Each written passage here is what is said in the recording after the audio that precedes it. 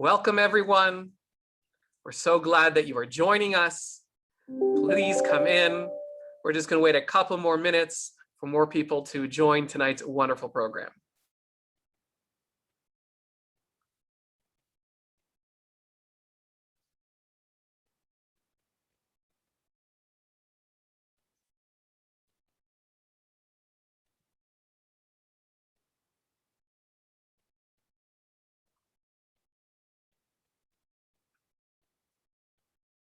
Once again, as people are coming in, we are so glad that you are here. We ask that you get comfortable. This is going to be a wonderful, wonderful evening. We'll begin in just a few minutes as people continue to enter into the Zoom program.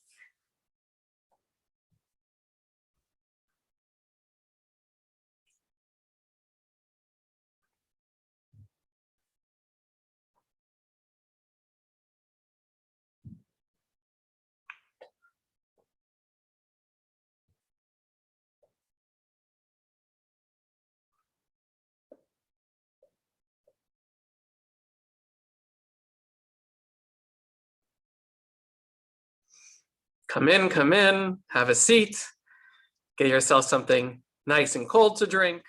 It's been a hot day, and we'll begin shortly. You can see me, I'm hoping. I can't see any of you, but I do know that we had well over 100 registrations. That was earlier today, and we're looking forward to having even more people participate. And of course, many of those registrations are not just for one person, but two or perhaps even more.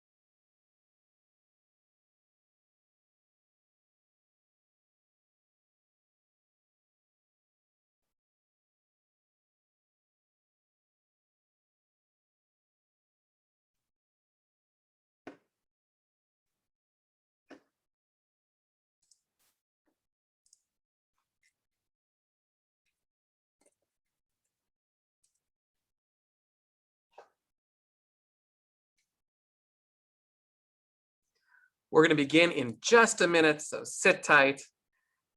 Even digital programs sometimes start a little bit late. It's just the way it is.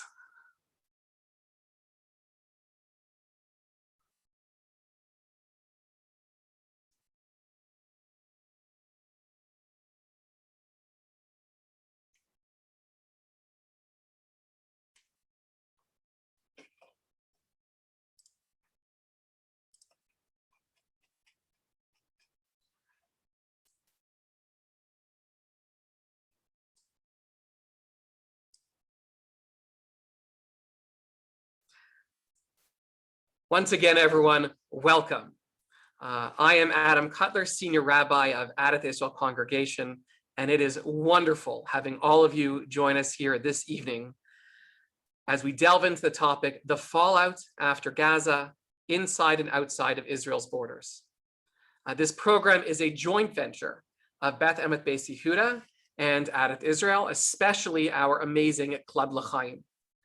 And I'd like to take a moment to thank our sponsors, Steele's Memorial Chapel and Four Elms Retirement Residence. Thank you so much for sponsoring this evening's program.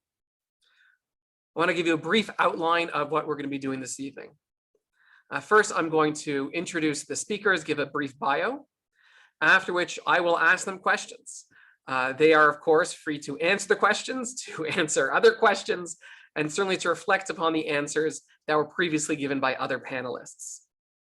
The chat box is open, so you are welcome to communicate with each other. And certainly if you have a question for one of the panelists, we'll have time at the end. Please send those questions directly to me, and I'll moderate the questions at the end of the program for the panelists. They will each have about 3 to 5 minutes per question as we go through, which will hopefully allow us enough time to have a substantive conversation while going through a variety of linked and important topics. When we have 3 esteemed panelists, it's not always clear in what order they should be introduced. We have a member of parliament, a consul general, and an esteemed rabbi. I don't know the protocol here, so I'm going to introduce them in the order in which they're going to be asked questions, and hopefully that'll work out well. And no one will be offended. Galit Baram is the Israeli consul general for Toronto and Western Canada, a post she has held since 2016.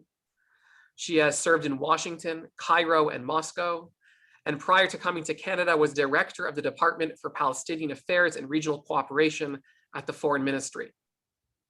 Tonight's program will sadly, for me at least, be among Ms. Baram's final appearances in her current position, as she will soon be returning to Israel. Yara Sachs is the Member of Parliament for York Centre.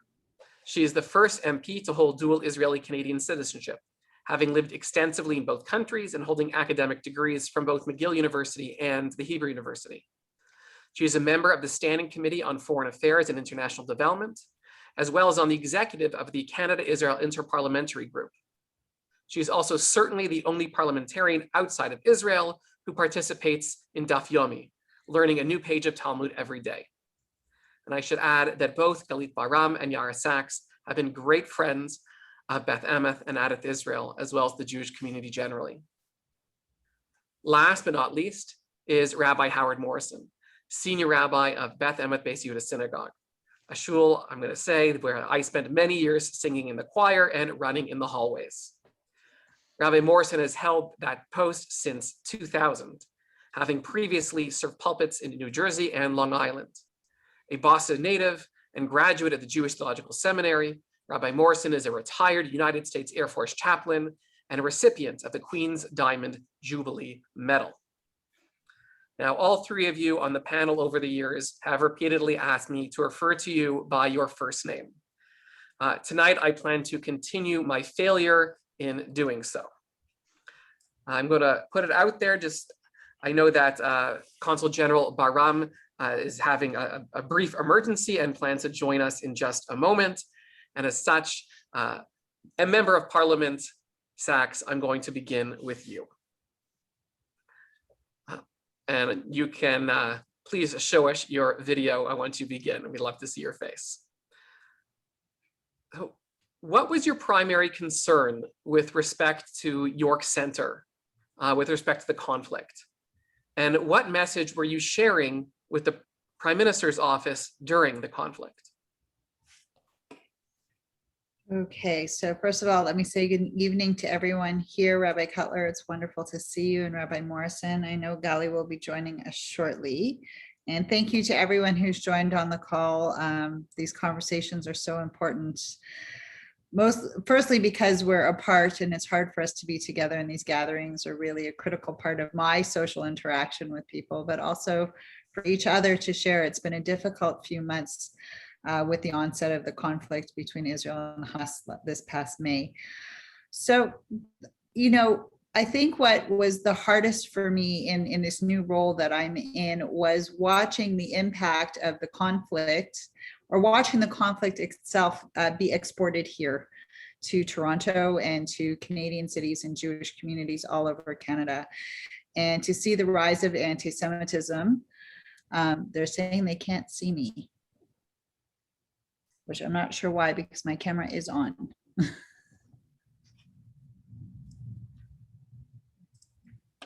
There we go.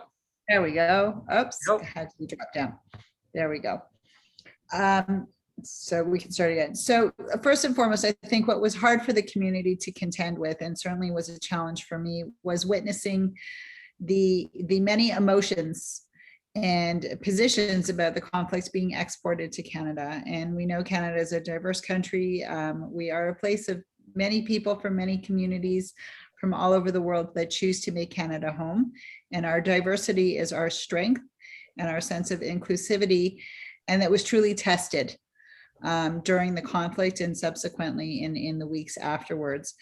And in my conversations with colleagues, both within caucus and with the Prime Minister's office, a lot of it was the same message over and over, that Jewish community safety is not conditional on what happens in foreign events, meaning that the safety of the Jewish community in this moment where we saw dramatic rises of anti-Semitism in neighborhoods with vehicles driving by and screaming at passerby, businesses being vandalized,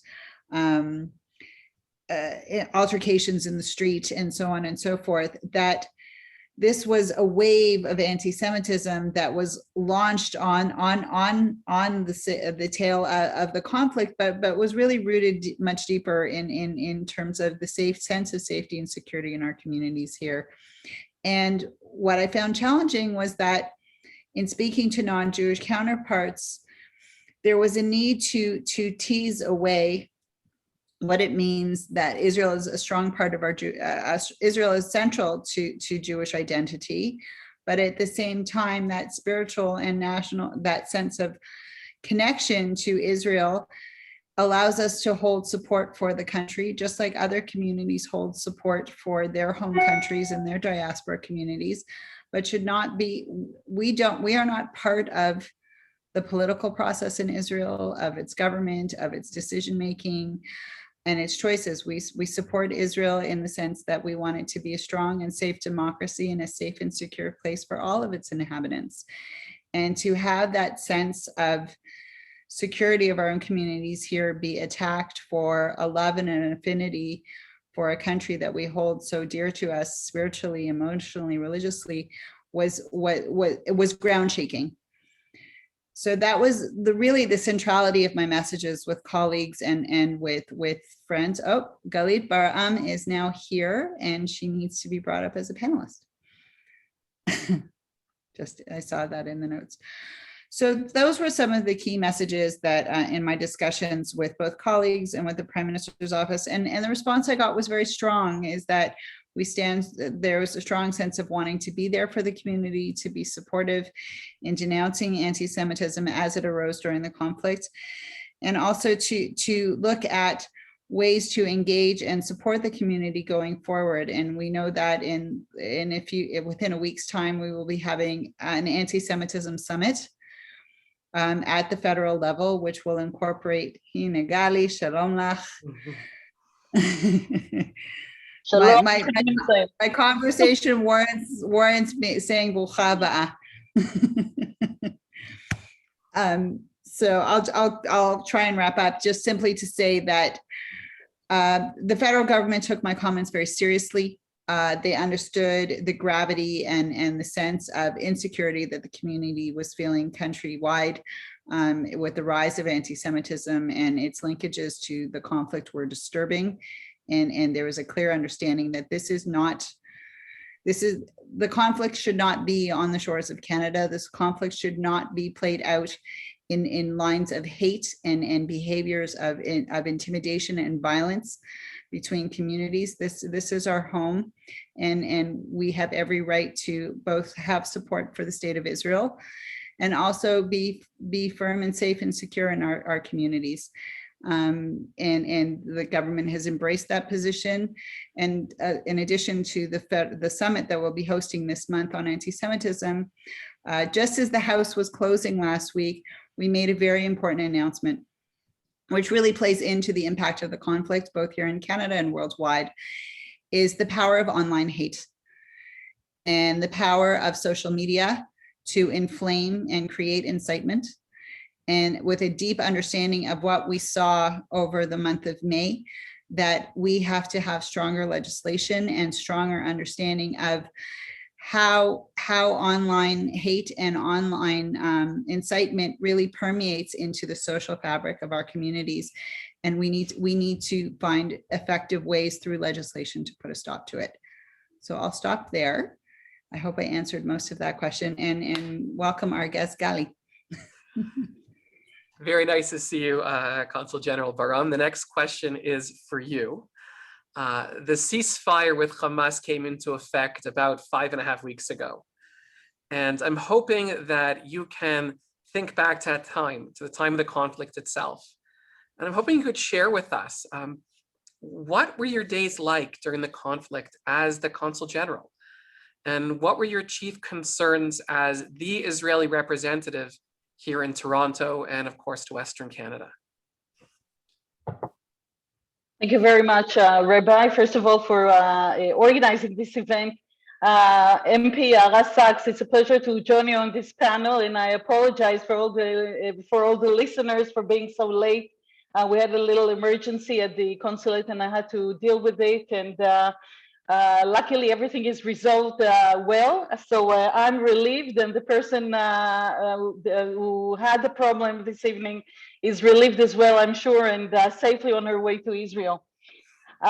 A couple of things that have to do with the very challenging times that we experienced. It's been indeed difficult times for us at the Israeli consulate. This is a busy consulate in general, one of the most active in North America, a consulate that attracts a lot of attention, that is always what we say at the Ministry of Foreign Affairs, on the screens.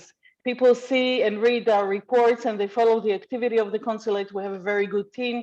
And we're among all in addition to all the political work that we do, the economic work, our activity on social media, we also provide consular services. This evening is a perfect example.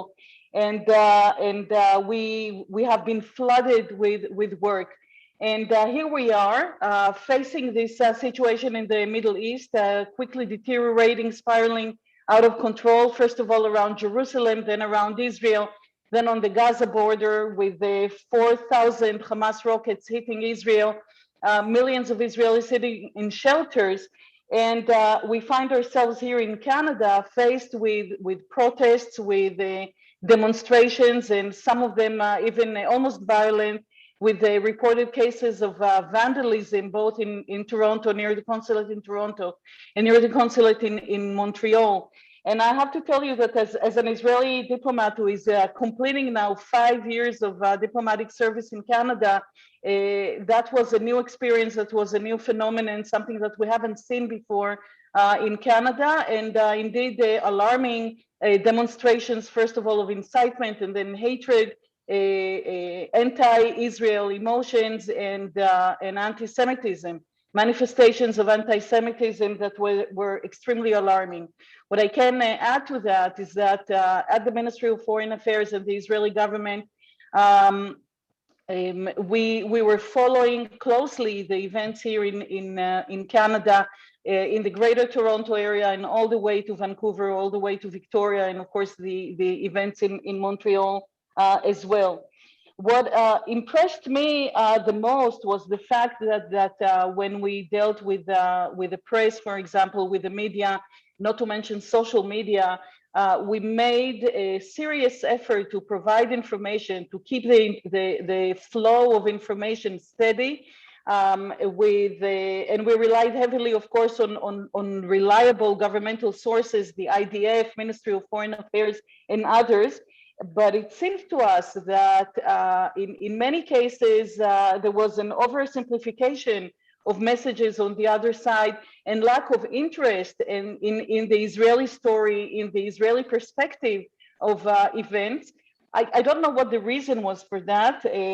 Maybe it has to do with too much information, with the complexity of the situation, but that constitutes a serious problem for us. Definitely a lot of thought is given to that at the Ministry of Foreign Affairs and other governmental agencies. We made sure to provide information. We invited journalists and reporters to press conferences that were conducted by the Ministry of Foreign Affairs. We participated in Zoom calls, in briefings, political briefings for members of communities all the way to Victoria. meetings with student leaders, with anybody who wanted to hear and learn about the political situation in Israel and about the conflict.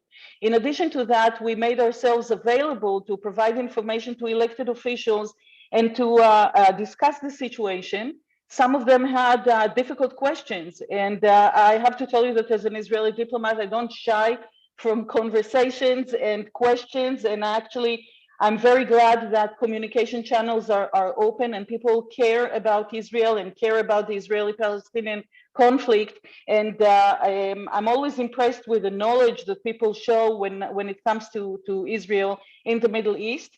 But I felt that more information was needed, and that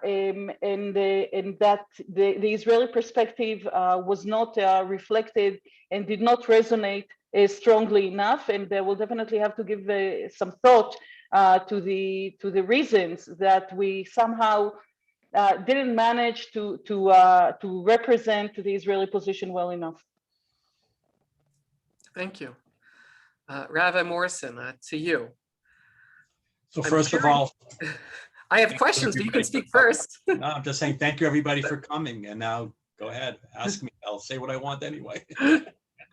As another rabbi in the neighborhood, I'm curious, what kind of things were you hearing from your congregants during the conflict? What were their worries, their concerns? What were they feeling good about, if anything? And also, what kind of impact do you think the conflict is having and will have on interreligious and intercultural dialogue? So thank you for the questions. I hope I remember them when I give you my response right now. So first of all, I asked myself, why am I invited to be part of this panel when I myself have not lived in Israel to the extent that my two colleagues have lived in Israel? What gives me any credibility or justification to say anything in front of 105 participants that are logged on right now? So first of all, I am a Zionist. Secondly, I am an Ohev Yisrael, a lover of Israel. Thirdly, I am a diaspora Jew and a community rabbi in the diaspora. The title of tonight is called The Fallout After Gaza, Inside and Outside of Israel's Borders. As a diaspora rabbi, I do not find it to be my place to comment or certainly critique on the inside of Israel's borders. That is for Israel's citizenship and Israel's democratically elected leadership to figure out how to handle the issues that are inside the border. However, as a diaspora rabbi, I see my mission and my mandate as helping the Jewish people who live outside the border, in the diaspora. I know that at my synagogue, my congregants, myself, so troubled by the propaganda, by the Lashon Hara, by the falsehoods, by the acts of hatred taking place here that impacted on each and every one of us. I had members of my congregation living in fear a few weeks ago, whether they lived in Thornhill, Lawrence and Bathurst, anywhere up and down the Jewish corridor of our great city. So much in fear that when the Walk with Israel was being promoted, people were literally afraid to put signs on their lawns, lest they be attacked by haters of Israel. During the last few weeks, I have advised people, reminded them that there is no difference between anti-Semitism and anti-Zionism. They are one and the same. And we saw what started as an internal war spilled over into every Jewish community around the globe. I will be frank in saying to you that I am a little disappointed at how slow the Jewish communal response has been to the acts of anti-Semitism in our area. When Black Lives Matter became a concept a year ago, people banded around that community because they were specifically impacted. When Islamophobia became a term in our country, people banded around it because a demographic was impacted. I have still yet to see a societal statement against anti-Semitism, period, on its own merits. I've only seen statements opposing anti-Semitism, which then also list other groups and their particular challenges. I'm still waiting for this country, for other countries, governments, to simply speak out against the perils of anti-Semitism. I have used my rabbinic pulpit to try to keep the facts honest versus the misinformation, to encourage young and old to continue supporting Israel. Israel, like any community, is imperfect, but even while being imperfect, Israel strives more than any other community I know of to refine itself over and over again. Of course, we know that we are always held to a double standard that comes with the territory of being a Jew and a lover of Israel. I try to remind our community that Israel is an ongoing intertwining of a people, a land, and a statehood, and that we must hear each other, our differences of opinion. I'll just say one more thing for now. When Israel was being barraged with 4,000 missiles in a short period of time, I really had to keep it together that there were so many Jews being critical of Israel, with every community in Israel under siege for its very life. It seems to me there is a time and a place to critique, but a few weeks ago was not that time. Israel reminded me at that time of the statement in the Torah when the Israelites stood at Mount Sinai, like one person with one heart, says the commentator Rashi. A few weeks ago, we were all one people with one heart, and we needed to stand together in full affirmation to protect the body and the heart and the soul of Israel, which is also the Jewish people wherever we dwell. That's my comment for now. Thank you. MP Sachs, I'd like to turn it back to and actually jump off of what Rabbi Morrison was just speaking about. The two of us have had numerous conversations about what constitutes legitimate political expression, as opposed to what crosses a line into illegal behaviors. What kind of words and actions can we expect, and perhaps even want, local law enforcement to protect in a democratic Canada, even if it's things that make us uncomfortable? And at what point should something be deemed illegal? And that's sort of part one. And part two is, on a related note, we know that anti-Semitism and anti-Semitic acts are up across the country. This manifests in many ways in both the political right and the political left. It's becoming clear that Jews are less and less comfortable in many spaces. And any expression of fealty to Zionism and the Jewish state becomes grounds within those spaces to effectively bar Jewish participation. You started alluding to this in your last response. What is the federal government doing to combat anti-Semitism? And what really seems to be, and I hear this from people, and these people are not being hyperbolic, the effective removal of Jews from some areas of public life. Okay, so there's a lot in there, so I will try and unpack it step by step, or as we say in Hebrew, para para, piece by piece. Consul Baram is laughing. So I think first and foremost, let's talk about what constitutes hate speech. and what doesn't. So, and getting into the uncomfortable space first. So individuals have the right to protest actions by a government if they don't agree with them. I certainly on my social media feed have people tell me all the time they like the carbon tax, they don't like the carbon tax, they protest about a multitude of pieces. C6, for example, is a piece of legislation on conversion therapy. And sometimes the statements and the comments that are made about the legislation are directed at me personally. But they're in the context of criticizing the government and its decisions and its legislation. And we do have under free speech the right to criticize governments. Where we start to get into difficulty is that as Rabbi Morrison appropriately said, you know, when it comes to criticizing Israel from the lens of the Jewish community, it's part of who we are. It's part of the heart.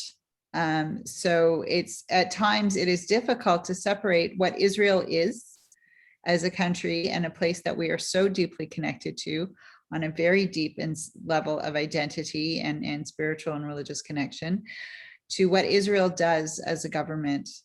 And like any government around the world, it goes through the process of learning and growth. And that's the beauty of a democratic process, is that it creates a system of checks and balance and criticism and growth and evolution. And we often forget that Israel is a relatively young country compared to Canada. At 73 years, it is in its teenage years and is growing and evolving. And we've seen that just now with a unity coalition government like no other in its history, really reflecting the tough questions that Israeli society is facing. So there are many around the world that are interested and are critical of that, and they have a right to do that, but they do not have a right to question Israel's legitimacy to exist. It is the one Jewish state. And to question its legitimacy to exist goes into the realm of anti-Semitism. And when that is equated at rallies, that they are no longer just criticizing the actions of the government, but they associate that with swastikas, with Hitler was right. The ADL put out a survey of tweets between May 17th to May 7th to May 14th that Free Palestine associated with Hitler was right in origin tweets had been tweeted out over 17,000 times. And I shared that with colleagues and they were shocked. And so the uncomfortable place is that there will be people in the world who will be critical of Israel, and hopefully they're also critical of what's happening in Yemen and in Iran and in other countries around the world that are not democratic. I would certainly hope that they would keep the lens of democratic process in mind in the nuanced and important viewpoints that they take. But when I asked the community liaison of 32 Division, why is it in a crowd of 5,000 plus people at Nathan Phillips Square who were protesting the conflict and the loss of lives and being critical of the Israeli government, why is it that swastikas are okay? What do you think about that? And he said, oh no, swastikas are a hate symbol. Absolutely. And I said, then why is that not stopped? Because my community is asking me, why is it okay to scream Hitler was right at a protest that is supposed to be in support of Palestinian rights? And he said, you were right. The problem is that the Attorney General has to determine that this is hate speech and it's not happening in real time while the demonstrations are happening.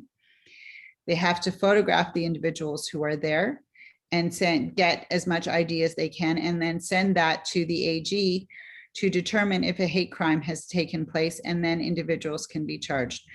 The way hate crime legislation works in this country at this moment in time is that it needs to be not just the statement, but an act of violence to be able to allow for immediate arrest or charges to be laid. Because it is that fine line between freedom of expression and hate speech. We do want to be careful. The conclusion that I came to in these conversations, and ones that I've shared with Minister Chadiger, who's our Minister of Diversion and Inclusivity, and looking at the record of the Anti-Discrimination Secretariat over the past 2 years with this legislation, is that it's not strong enough and that we need to do more, which is exactly why we're having the Anti-Semitism Summit, because we want to hear from stakeholders across the country, and not just from not just in terms of lobbyists to the political sphere. We want to hear from educators. We want to hear from the rabbinical community. We want to hear from local community leaders. And we really want a pan-Canadian perspective to understand the depth of the impact on communities at all ages and stages of life, to understand how we can best tackle it going forward, and understanding that the online component will be a key part of that, but also education. We've adopted the IHRA. I have pushed forward strongly towards the federal government that we need, just like they have in Europe. The EU has put out a handbook of the IHRA definitions and its applications for jurists and for law enforcement and for institutions.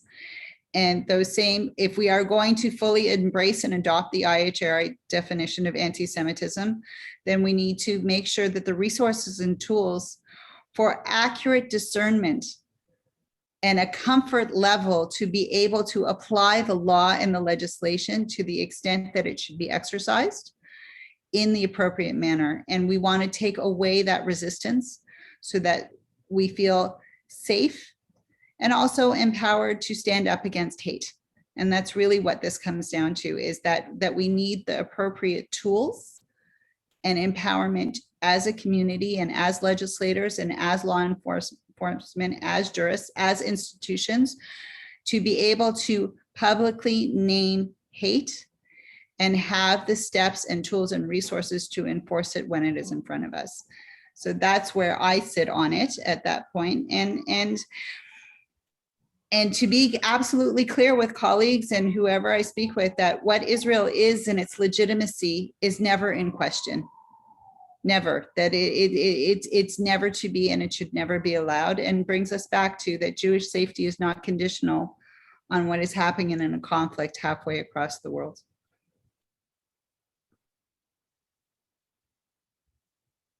Morrison, I'm going to turn it back to you. In the United States and increasingly here in Canada, we're seeing younger Jews becoming disaffected with Israel. And for many, this is due to Israeli policies vis-a-vis Palestinians. And the result isn't just criticism of a policy while maintaining a love for the country. Rather, it's resulting not so much in becoming actively anti-Israel, but rather simply growing apart and feeling that Israel has little to no role in their life as a Jew. So I ask, what is our role as rabbis and educators with respect to Jews who are becoming less and less attached to Israel because of political differences? So thank you for asking me the question, Rabbi. I look forward to the day when I can be the moderator and ask you a question, Rabbi, but for another time. So I think the disengagement of a segment of young Jews, US, Canada, elsewhere, from Israel is part of a larger conversation. And that is the disengagement of young Jews from Judaism in many different ways. The Pew report that has come out a couple of times in the last few years has shown more and more North American Jews not seeing their Judaism as a religious way of life, but in a very secular, cultural way of life. I think that is the larger issue at hand. And one of the symptoms of that larger question is a disengagement with Israel. I would also like to share, a couple of years ago at Federation, Rabbi Shlomo Riskin, who has lived for many decades in Efrat, but who for many years before that was a well-known rabbi in New York City. He gave a talk about the Israeli-Palestinian conflict. And this question about why more and more young Jews seem to be disengaged from Israel was part of his focus. And part of his conjecture is that everybody likes to side with the victim. And through propaganda, through false narrative, and other things, the Palestinian world has been able to convince the world at large that it is the victim and that Israel is the aggressor, that Israel has become the Goliath and the Palestinian world has become the David. Now, I don't agree with that assessment or that narrative, nor does Rabbi Riskin. But many people, because of all of the misinformation on social media, have flipped who the aggressor and who the victim is. What we need to do, and it's not an easy thing because it's part of a larger disengagement, is, I hate to sound old school, education, education, education, accurate information, better hasbara, which has been a challenge my entire life. I'm 61 years old, and every time Israel has had a conflict and the world takes the side of everybody but Israel, we just, for whatever reason, don't get our point across. Now, part of that problem is because even when we try to get our point across, people don't want to listen, or they refuse to listen. They already have their mind made up. Don't confuse me with the facts. My mind is already made up. They already have their narrative in place. We have to do, even locally, a better job at arming our Jewish campus students with confidence and with information. Now, I will tell you, when it comes to young people, many of the synagogues here in the GTA participated in the Shinshinim program. You know, the Shnat Sherut, the year of diaspora service by Israeli teens who finished high school but haven't yet started their military service. I know that Adath Israel has the Shinshinim. We do. This past year with COVID, we lost that gift, that opportunity. But I have to tell you, having Israeli teens who, again, are on the inside of the border, not like me on the outside of the border, though I love what's on the inside of the border, they were able to come with authenticity because of their life experience and teach young and old in my community what they loved about being in Israel, what they were challenged about being in Israel, what they loved about the Israeli government, what they were chagrined about regarding the Israeli government. And that authenticity from teenagers living in Israel, but spending a year with us in the diaspora, had a positive, amazing effect on bridging some of this disengagement between young people and Israel, because they could hear it from their own peers, not just from old guys like me. So this is a continual struggle, the disengagement with Israel. It's not only young people. I consider myself a Zionist, but I now read more and more of even colleagues my age call themselves progressive Zionists. I'm still trying to figure out what that means. It seems to be a fancy title. I love Israel, but I have the right to criticize Israel any way I want. And I am not of that mindset if that's what a progressive Zionist means. So this fine line, Ya'ara said it right. I don't know how you draw that fine line, but that fine line between I love Israel so much, I need to talk from my heart, but I've got to make sure that doesn't get misinterpreted as a hate for Israel, which then loads ammunition for evil people. This will continue to be a challenge.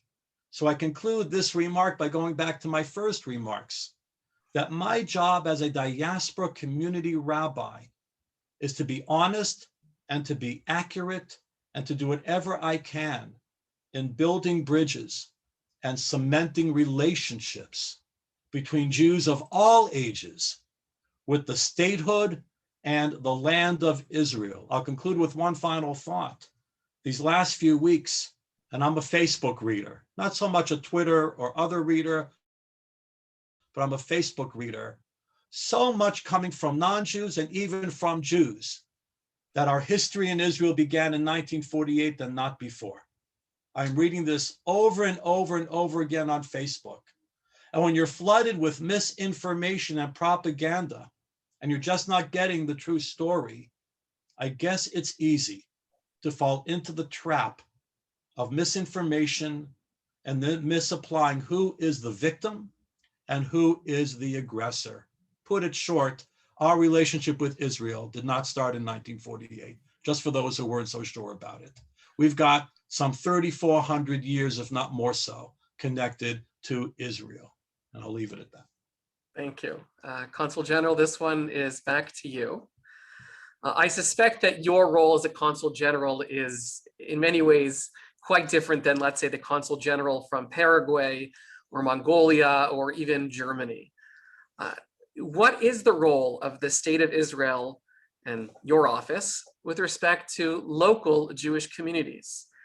And I have in mind right now the team of Israeli rescuers who are on site in Surfside, Florida, but also certain other instances that can be seen as attempts by the local Israeli representation to protect or otherwise represent the local Jewish community.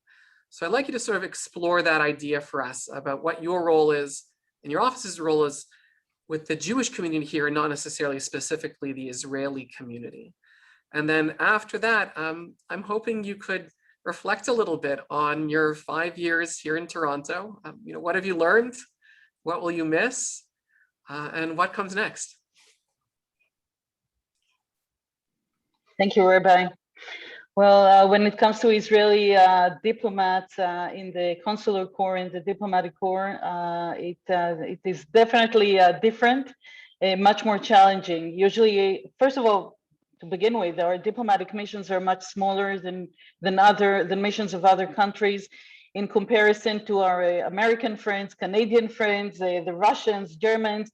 Usually our teams are much smaller, which puts a heavy burden on the soldiers, on the shoulders of Israeli diplomats abroad. We cover a lot. We are expected to reach a high level of understanding, a high level of expertise, and we're expected to represent the Israeli government and to represent the different facets of Israeli society, not only the government, and to report back about how Israel is perceived from the other side. Sometimes representing Israel can be extremely challenging. It involves personal risk. It is conducted in a very high personal price. For example, my husband and I were both career diplomats. We served in Moscow for 5 years. We served in Cairo for 3 years, and I don't need to elaborate on the specific challenges of representing Israel in the Arab world.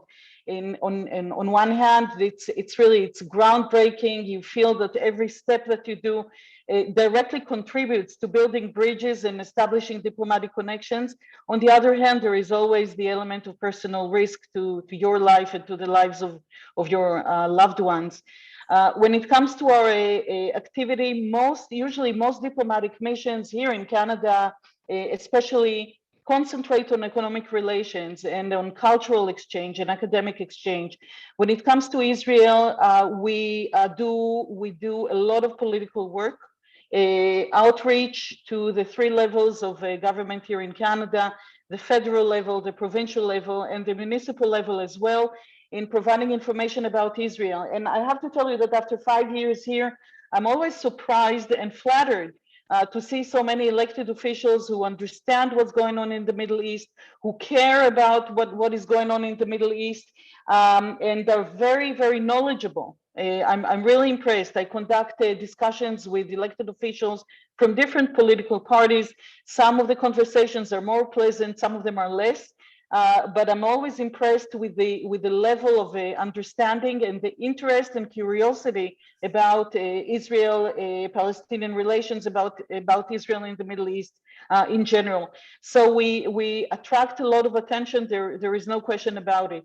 When it comes to Israel's contribution to the international community, again, I see and I witness that these capabilities, they are recognized and are respected when it comes to health, when it comes to fighting COVID, when it comes to innovation, entrepreneurship in the high tech. And there is a lot of curiosity, a lot of interest in what Israel has to offer to the international community. And we see the delegations that travel to Israel. We see high-ranking officials, diplomats, politicians who come to Israel, and they want to see and get a first-hand impression about the conflict that attracts so much attention in the international media.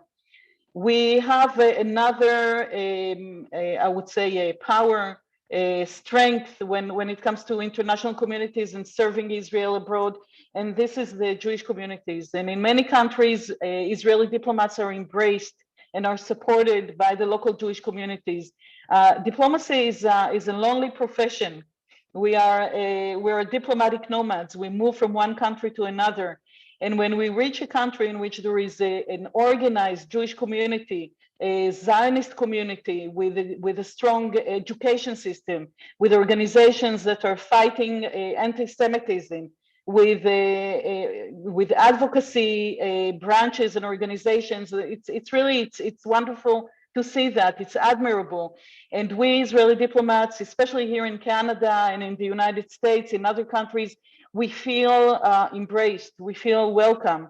I was approached during these 5 years of service here, I was approached by countless numbers of members of the Jewish community here, rabbis, heads of organizations, students, university professors, journalists, and all of them had their own views and opinions about Israel. Sometimes I agreed with them, sometimes we agreed to disagree, but the communication channels were open, and I enjoyed it tremendously. I was flattered. It was really heartwarming to see this very strong connection between Israel and the diaspora.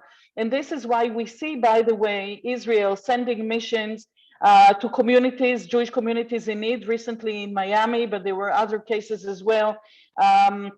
When there are terror attacks, when there are incidents that influence dramatically Jewish communities, then there is this sense of mutual responsibility, of the need to support each other, and the realization, a very strong realization, that maybe we don't see it every day in our everyday life in Israel and in the diaspora, that Israel and the diaspora are branches of the same tree. And we grow together and we strengthen each other. This is an integral part of being an Israeli diplomat, of representing Israel abroad. By the way, I'm approached and I'm asked about this special connection between Israeli diplomats and Jewish communities. I'm asked about it by foreign diplomats, by other foreign diplomats who are extremely curious, who want to know more how to maintain relations between their home countries and their own diasporas around the world. We provide a wonderful example. We've been able to do that for 2,000 years and more. Rabbi, you wanted me to talk a little bit about my 5 years here, and I could go on and on, give a very long speech and keep us all here until midnight. But just to say, to sum up these 5 wonderful years of serving here as a family. My husband is also a career diplomat. We have 2 children. My son graduated Chat. My daughter graduated Bialik this year. Big steps for them. And these have been wonderful formative years for our family and for both of us, my husband and me, professionally. So much to remember, so much to gather. I feel very fortunate that we had enough time to travel and to see this magnificent country of yours, despite COVID. And I'm thankful for being able to serve and represent my country here in this wonderful community. I want you to know that maybe Israelis don't recognize enough the great support that they receive from the diaspora, and especially from a Canadian Jewry, which is extremely generous and supportive and Zionist. And I want to let you know that you do have an ambassador in Israel now, in me. And I'm thankful, and you have a friend. So I know that you send delegations and missions to Israel, make sure to pick up the phone, and you're always invited for a cup of coffee. I'm inviting the entire community over. Thank you for this wonderful experience, really. And thank you for a job really, really well done over these last 5 years. The admiration for you to the community and the community to you, I think, is well known and strongly felt. So last night, my brother and I decided for the first time in a very long time because of COVID to get together and have a drink. And we walking along Oakwood near Eglinton, and there was a bar which I think one could rightly refer to as a sketchy bar. Why don't we go in there? And there is this moment of thinking, do we put on a hat? I walk around with a kippah. My brother walks around with a kippah. I'm a very proud Torontonian. 3 of my 4 grandparents were born in this city. I've never felt uncomfortable wearing a kippah. And I've made a point of wearing it in places where I think others might feel uncomfortable, because the city I want to build is a city where you can wear whatever religious garment you want wherever you are. But sometimes you just don't want to stick out, and you don't want to draw attention, and you just want to have a beer with your brother and not have to look at glances or stares or deal with something. You just want to have a nice night out. And we put on hats. We were still the outliers in the bar, the only, I think, non-Portuguese speakers there. And I couldn't tell you what was happening in the soccer game.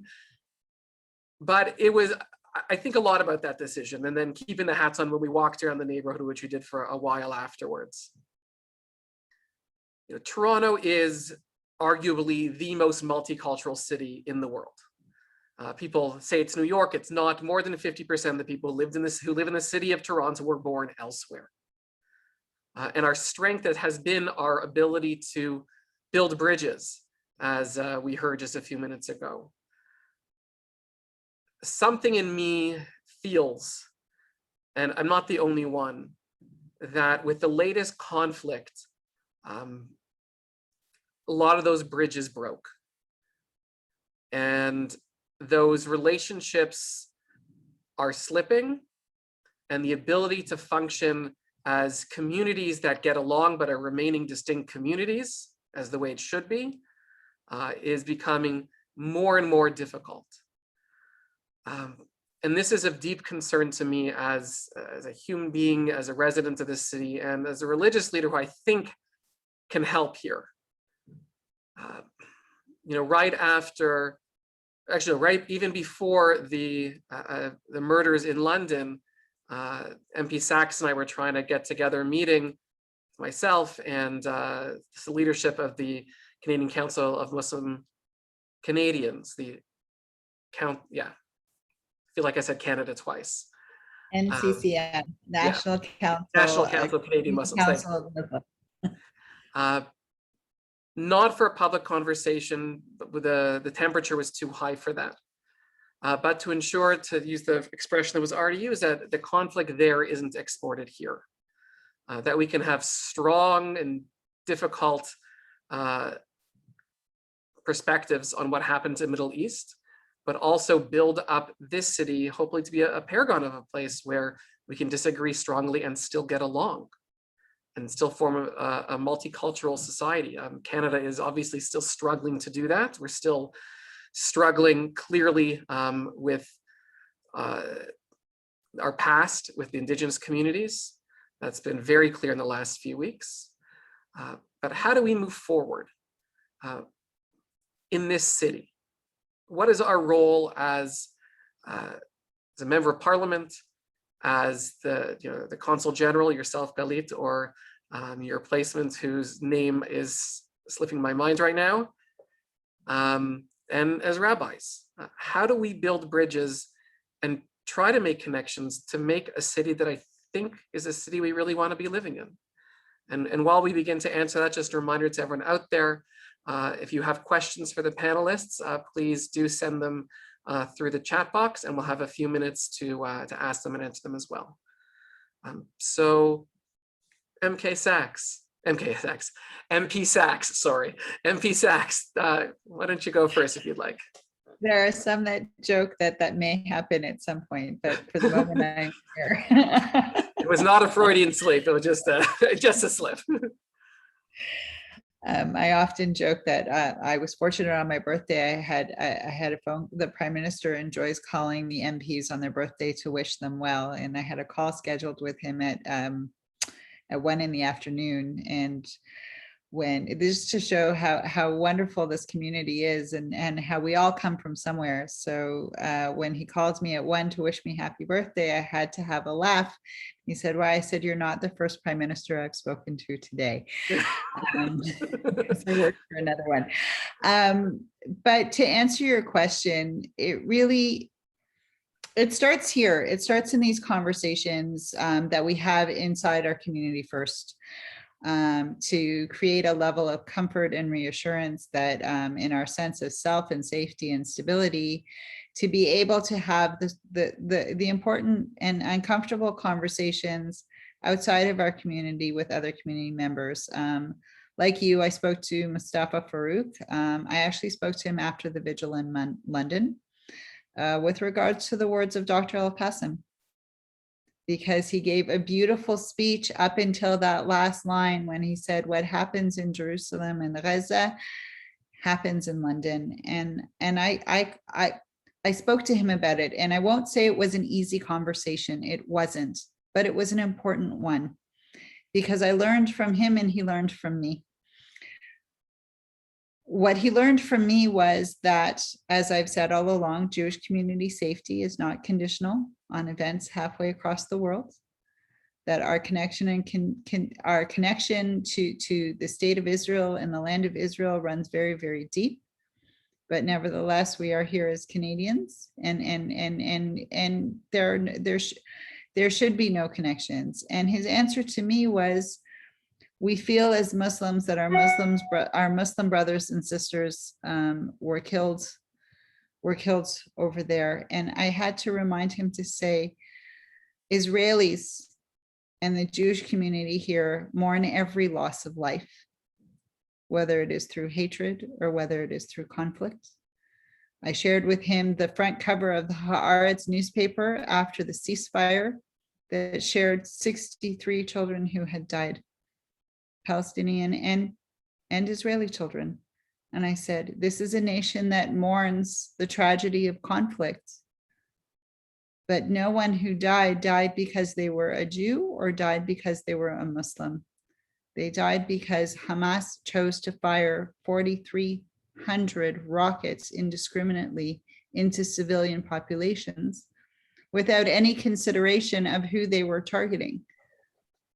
And we need to keep clarity and understanding of what the drivers are in each of those tragedies, whether they are in London or whether it is the tragedy of the conflict over between Israel and Palestinians. And he said, I hadn't thought of it that way. So did it make him comfortable to hear what I had to say? No.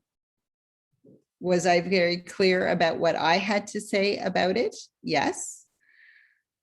But it opened the door for a further conversation, and these are the hard conversations. They're never going to be easy, but I think our rabbi, just like you reached out to me to speak to the religious to the Muslim community through Mustafa, we will continue to do that. Myself, MP Bennett, and MP Oliphant are actually working towards having multiple interfaith dialogues over the course of the summer, because we know this healing has to happen in our city and it needs to happen now. Downsview Park was an indication of that even just a few weeks ago, of the spate of anti-Semitism through the park. I was relieved to see how many non-Jewish members of our community reached out to our office to share their concern and support. And I said, let this be a launching pad. We've reached the tipping point in the edge of the cliff, and we need to pull back, and I can't do it alone. You can't do it alone. Our Jewish community can't do it alone. And we do it with our communities in our, just starting in a riding. I stopped by the Imdadul Mosque this past week, and we had some hard conversations and created a door of opening. And that's what we need to do. We need to do it from a place of certainty and clarity of who we are and the strength of our community and the strength of our support of Israel, and do it from a place of compassion and kindness. You mentioned earlier, Rabbi Morrison, about Rabbi Riskin's talk of the victim narrative and the power of it. And often in my conversations in intercommunity dialogue, I talk about the humanization of the conflict away from the victim narrative, meaning that if I'm in a place to be able to humanize the plight of the Palestinian people living under authoritarian regimes, and terrorist organizations such as Hamas, then I ask you to humanize the plight of Israelis. I myself, at the age of 9, sat in a bomb shelter in 1982 in the northern part of the country, living in Nahariya. I know what the impact of war is on children, and I have absolute compassion for it, both for Israeli and Palestinian children. And I challenge them to say, why can you have not that same compassion? Why can we not aid? Let's start there. Because as you said, if I'm set in my position, if I'm set, don't pepper me with details. I never mind peppering you with details. Let me open up the window a little bit to the humanization of this. And I think the best place to start is with our spiritual leaders. You spend time in the heart space all the time. You hear the joys and the sorrows and the happies and the sads and the grief and celebrations of all of your congregants. And when we have that space within ourselves to have those soulful moments, then we can create an expansive space in between communities for that. I really think it's an essential part of this, of humanizing one another and remembering that at the end of this, we are all people who are connected to lands and faiths and histories and narratives that shape who we are and create the safe homes that we want to live in and also invite others into. Thank you. Rabbi or Consul General, do you have anything that you'd like to add? Just how we make spaces, particularly in this city, that are really welcoming and also challenging. I'll just be very brief because I know we're past 8 o'clock. When a mosque in Quebec was targeted a couple of years ago, our Toronto Board of Rabbis arranged for synagogue groups and many rabbis to form rings of solidarity around a number of mosques throughout the GTA. At that time, a number of Beth Emeth members and myself went to a really big mosque, I believe in Scarborough, on Friday, their holy day. And we just made a solidarity of peace, song, and prayer, while that Muslim mosque was at prayer. And when there are hundreds and hundreds and hundreds of people came out, I wish my shul got so many people on a Shabbos. When so many people came out, they were so thankful and appreciative that Jews and Christians came together with care, compassion, and solidarity. And I don't want to sound arrogant about this, but historically, the Jewish people have always identified with any group that is downtrodden. It goes right into the pages of our Torah. Do not abhor an Egyptian because you were once enslaved in Egypt. Our DNA understands this. I am waiting for the day when non-Jewish groups make rings of solidarity around synagogues when we are hurting. And I want to give a lot of credit to Ya'ara because one of the first initiatives she undertook in becoming, I'm going to get this right, MP of our riding was to reestablish a multi-faith clergy council of rabbis, priests, ministers, imams, who were all like-minded in the sense that we can do better, that we must do better. And we had a couple of early meetings, honestly, before the Hamas initiated war, but we need to get like-minded religious leaders who want peace, who want understanding, who are willing to agree to disagree, but to disagree agreeably, back at the table for the benefit of all. If I could just jump in, I've participated in a couple of these circles of peace. And one, I mean, the mosque was filled to the rafters. The people in the gym downstairs, 2,000 people. And in advance, I knew the imam invited me up to speak, which was right after he gave his Friday sermon.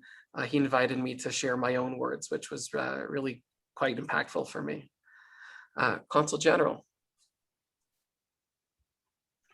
Yes, just a couple of things. I'm reminding myself that I'm a guest in this country and a guest in this city. By the way, Rabbi Cutler, Toronto is the second most diverse city in North America after Miami. I don't know, you compared it to New York, it should be compared to Miami. I know this fact because I'm preparing reports for the new Consul General, so I'm going over all this data. When it comes to relations with different groups, different sectors, I believe that we have to get out of our little echo chambers and stop preaching to the choir. It's safe and comfortable and warm to talk to people like us, but this is the most basic element of a dialogue, getting out of our comfort zone. And we don't have the luxury of being pessimistic. I'm quoting here Golda Meir. We don't have the luxury of giving up on this dialogue. It takes a lot of hard work, a lot of heartache, a lot of disappointments, but we simply have to fight to conduct this dialogue, to establish it. I'll just give an example from Israel. We all were shocked by the riots that happened around Israel, first in Jerusalem and then in mixed cities in Lod and in Ramle, in Haifa, in other parts of the country, in Akko. Devastating cases of violence, of vandalism, and even lynching, which is it goes against the nature of the state of Israel and Israeli society. And people tended to forget very quickly what happened on Mount Meron on Lag BaOmer, and how people from the villages, from the Arab villages in the Galilee, ran to the place in order to provide assistance to the family.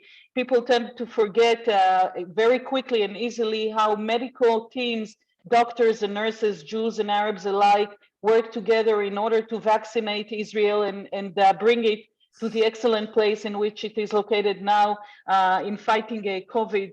So we have to continue this dialogue with Christians, with moderate Muslims, those who are willing to meet Israeli diplomats and those who are hesitant about it, to reach out to other communities and to put aside our differences of opinion and just listen and try to reach a better understanding.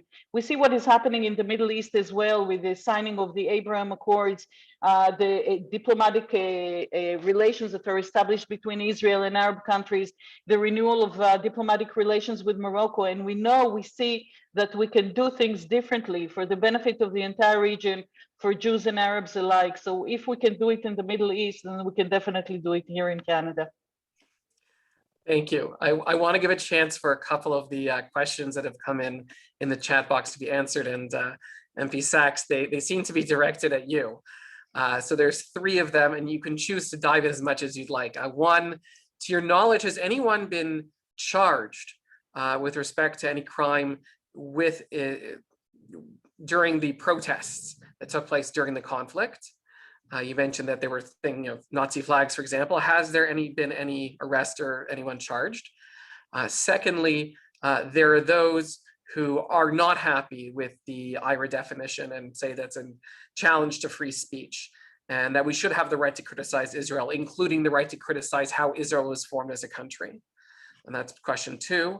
And finally, any comments on the latest member to the Liberal caucus who came from the Green Party, Jenica Atwin, coming as she did because of reasons that she felt that the Green Party was both too interested in spending too much time in the Middle East, but also because they weren't as supportive of Palestinians as she wants them to be. And she came across the floor and seemed to be warmly welcomed by the Liberal Party. So any of those you want to jump in, and then we're going to come to a close. Okay, I'll try and be quick and get to all three because these are all burning questions that I've been asked before and we have a platform here. So with regard to charges, there were initial charges laid after the mass protests at Nathan Phillips Square to, I believe, 6 attendees at that time who, as I mentioned before, the combination of violent intent and hate speech. So these were individuals that were carrying weapons.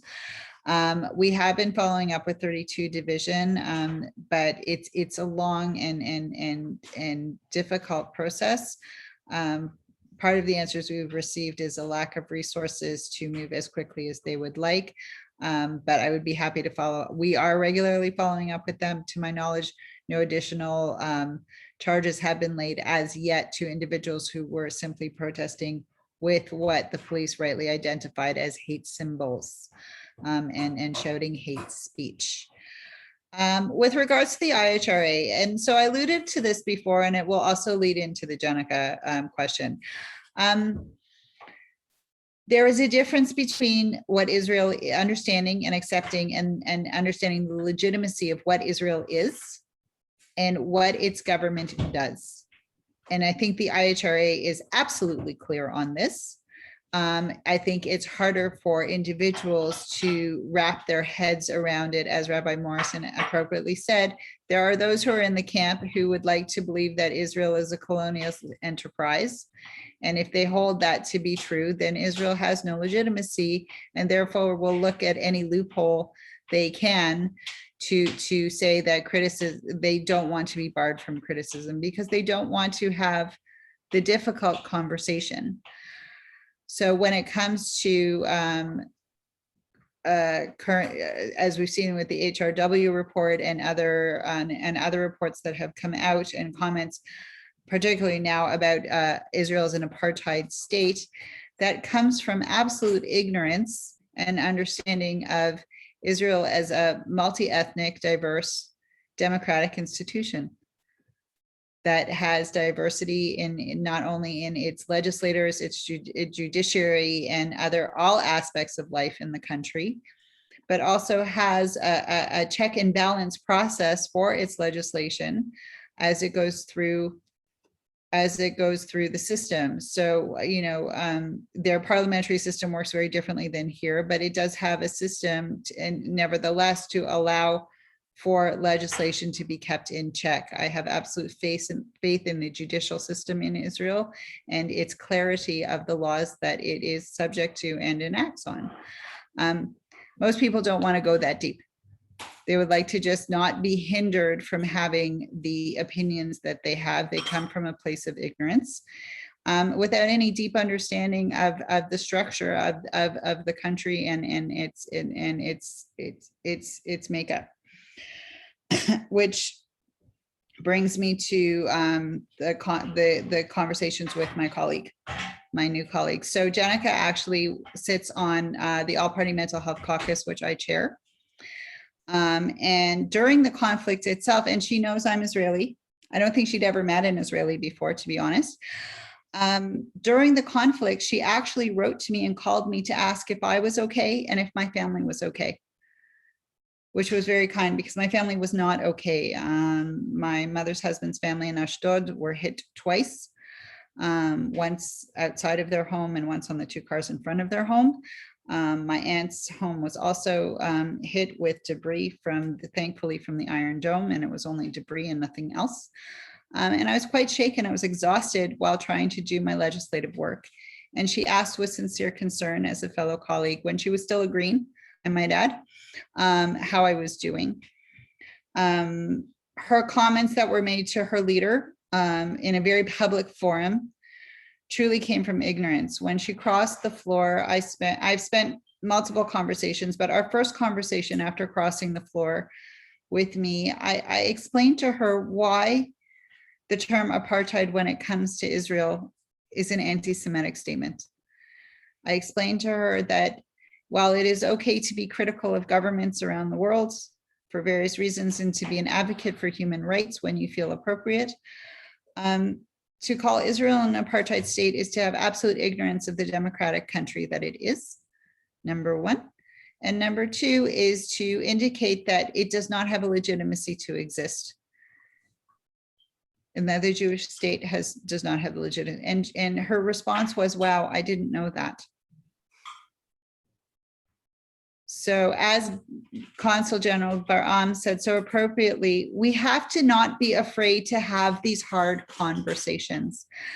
Because if we get out of the echo chamber and get into the space of, I was a yoga teacher, so we'll talk about being uncomfortable, into the space of being uncomfortable, this is where the learning happens. This is where growth happens. This is where change happens. And I shared with her my family's story. My family immigrated to British Mandate Palestine in 1932 and 1933.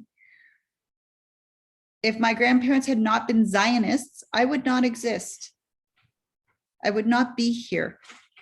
I explained to her, her husband is Métis and very active in the band councils in New Brunswick. I said, there is a Jewish indigeneity to the land of Israel. It is not something that got made up during the British Mandate period. It spans thousands of years and has been historically, religiously, archaeologically, and scientifically proven to be a fact. If my grandparents had not been Zionists, my grandfather would have been in the mass grave outside of his, and I shared this with her because we are in a very critical moment in Canadian history right now of the impact of the history of this country and the mass graves that are being discovered. And I shared with her going to the mass grave of my grandfather's family, taking him back to Lithuania in 1996. And to his home, which is now inhabited by his neighbor's family, who were terrified that we were coming back to take back his house. And when we explained to them that we were only there to see the house, we had no interest in reclaiming it. We no longer have a key because we are in our home. We are in our home country in Israel, which is the wellspring of my history and my ancestry and my identity. And there are many who know quite well that I am a very strong advocate of a two-state solution and peace, and that there are times where I too am critical of what happens on the place that I love infinitely with all my heart. It's because I love it so hard that I yearn for it to get it right, and it does over time in the learning.